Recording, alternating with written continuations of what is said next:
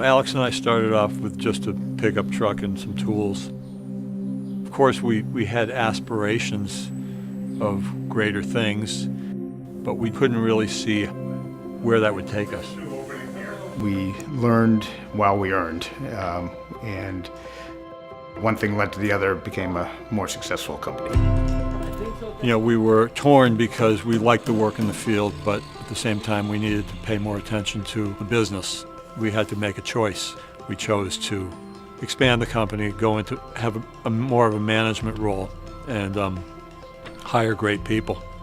I worked here for about 7 years as a project manager, which I loved, and I don't know how I managed to stay one place for 7 years, but it's just such a great environment. I always joke and say no yelling. There's no yelling. And when something goes wrong, we just try to solve it. It's just our culture, and Doug and Al made that culture, and the reason they made it is because that's how they are. I feel lucky that we've been partners for a long time. We've had a way of balancing each other out.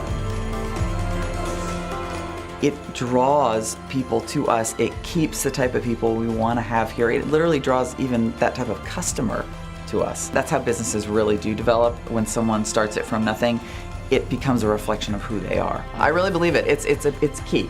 It's not a nice to have. It's a gotta have. It's who we are.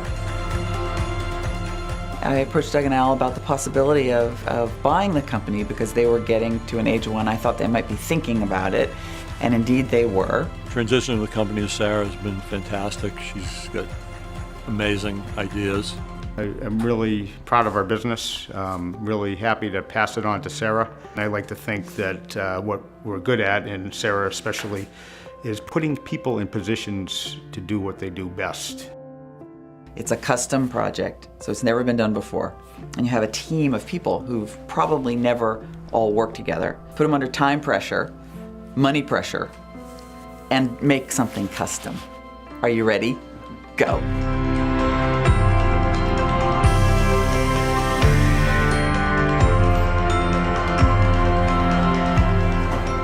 To coordinate 50, 60 people to produce hopefully an A-plus product is a real challenge.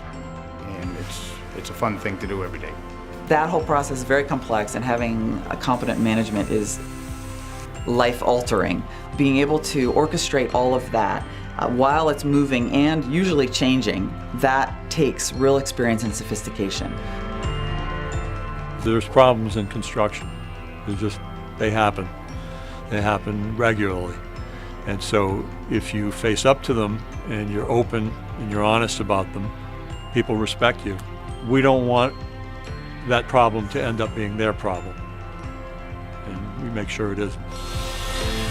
The business isn't about problems, it's about problem solving. We have the resources in our company to make things happen and solve problems. When people think of S&H, I want them to think, of course, of the quality of what we make.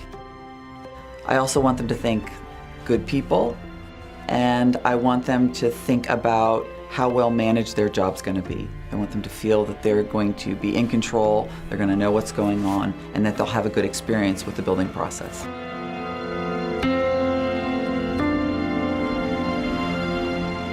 It really does feel like a legacy now. I like the idea of the company going forward into the future, and it's going to, and I'm pretty happy about that.